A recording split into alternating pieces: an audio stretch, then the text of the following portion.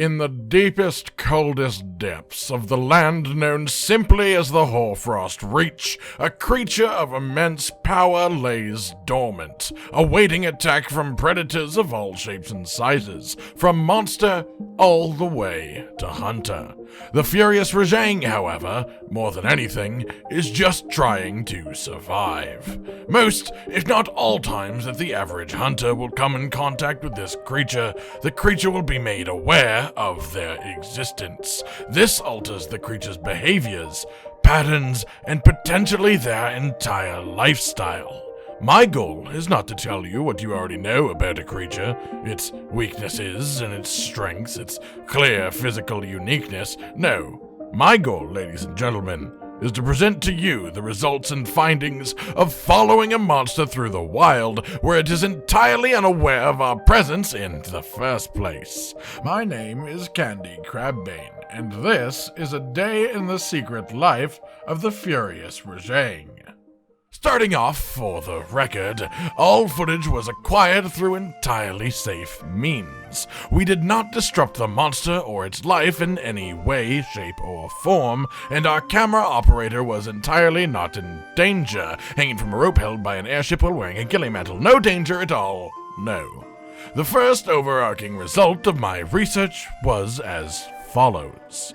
The Furious Rajang lives its life on a loose 30-minute repeating schedule, meaning that aside from any surprises or general unintended events, the monster follows the exact same pattern on repeat 48 times per day. While my research does not begin at the loop point itself, when we do arrive there, I will be sure to say a code word like pineapple or something. When we first arrived on the scene, we were worried that our experiment had already failed. The Furious Rajang immediately chose to spend a number of minutes just standing around, sniffing the air, almost as if he knew something was a little bit off. Just as we were considering calling off the whole event, he made a move, off, towards nourishment. The Furious Rajang, and in fact Rajang in general, are notoriously known for their love of Kirin horns. However, as opposed to popular belief, they do not eat the Kirin as a whole. That would be stupid. Have you ever considered how disgusting lightning horse meat would taste? Nah, Furious Rajang ain't about that life, no. Furious Rajang here has another creature in mind, the Anteka. Similar in shape to the Kirin, yes, but not similar in musculature nor in flavor.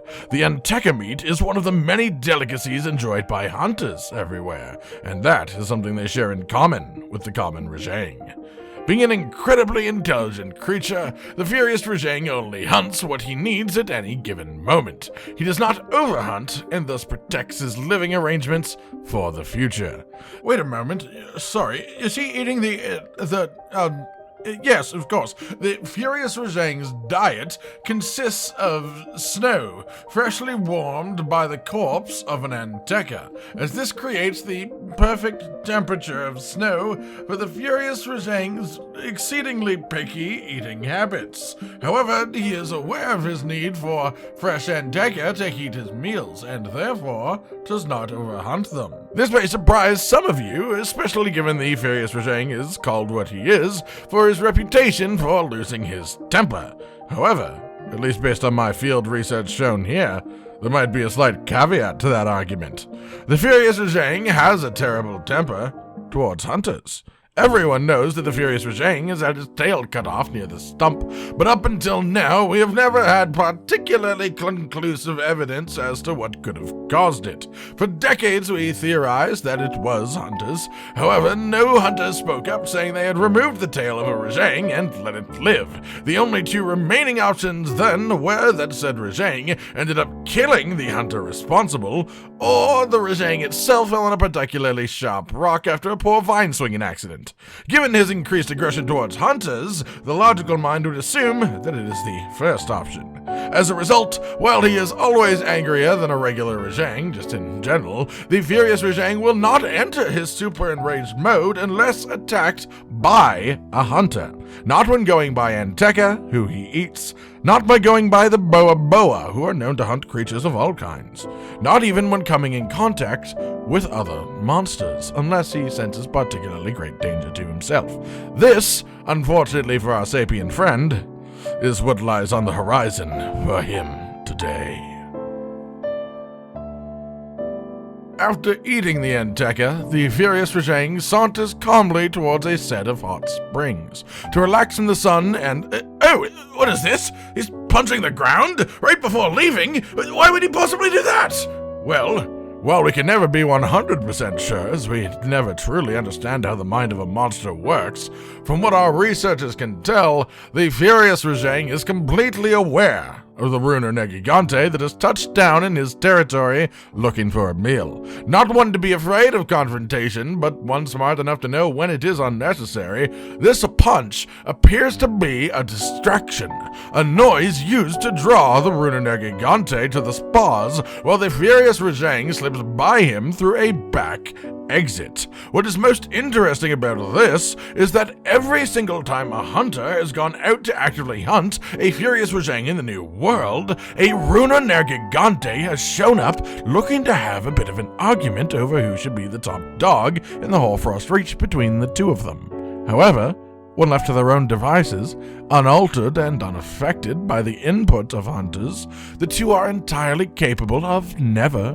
crossing paths, the Nergigante being headstrong enough to follow whatever he hears and keep moving, and the Furious Rajang being smart enough to be able to avoid him completely. Yes, in this case, there is actually less violence in the world when the hunters do nothing. What's that? I'm not allowed to question the morality of Monster Hunter? Okay, my bad. In this situation, the Furious Rajang makes his rounds of the area, intimidating all the penguins into escaping however they possibly can without even so much as acknowledging that they exist, sending the Kortos into a fit of rage off of his pure existence, and sending the Popo for a loop just by walking by. The Furious Rajang chooses not to hurt any of these creatures in any way. However, it is quite unclear whether this is because he is peaceful or he just views them as such low power level that they are beneath him. At this point, upon making his rounds back to the upper spa zone, he will have a drink of water. At least, that's what we think. He doesn't really put his mouth the entire way in there, so it's entirely possible that he's just bathing his lower half. After this, the following occurs. What is this monkey-flipping Furious Rajang walking around hurting my Kieran? Does he know how expensive it is to import those unicorn pieces of it? Ah! What was that? I am coming to have a look! The Furious Rajang once again distracts the ruiner Nergigante, only to make his way around the back and up this ledge to have a nap for approximately 2 minutes. Legend has it he dreamed of what it would be like for him to be a human. One can only imagine what that would look like. A code word like pineapple or something. That's right, ladies and gentlemen. This sleep is the last step before the loop completes. As after this, the Furious Rajang peacefully walks onward before deciding he is ready to hunt just one singular Enteca again. During our day of watching him, however, there was an occurrence where the Furious Rajang managed to break his habits enough that he wound up directly in contact with the ruiner Nergigante. After a short 5-second spat, the Rajang goes to sulk in the hot springs, where he is comforted by a monkey who, while not directly related to him, are close enough in species to feel sympathy for each other. I'm real sorry about your troubles, big boss man. And somehow, after coming into contact with him, this Vespoid enters complete stasis mid-air. After this event, the Rajang and the Nergigante came into contact every time they passed through the same zone, as Furious Rajang's distractions were no longer timed perfectly.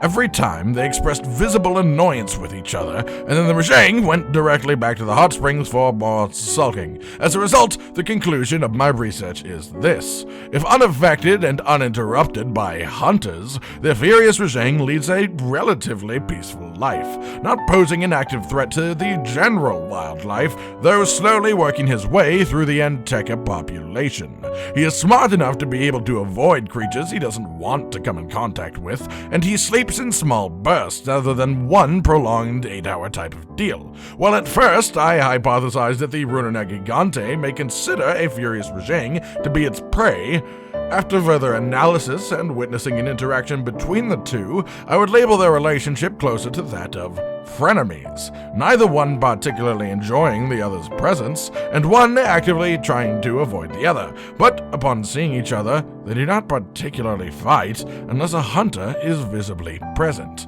The Furious Rajang is only actually furious with the hunters, who are likely the ones responsible for cutting off his tail in the first place.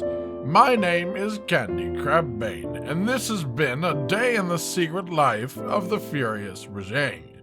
Until next time, ladies and gentlemen, stay sweet.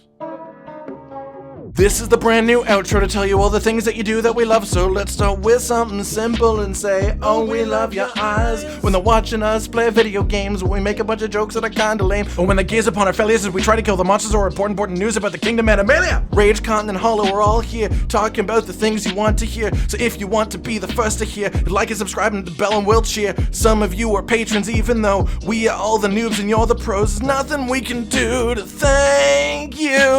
No, really, there's nothing we could possibly do. Goodbye.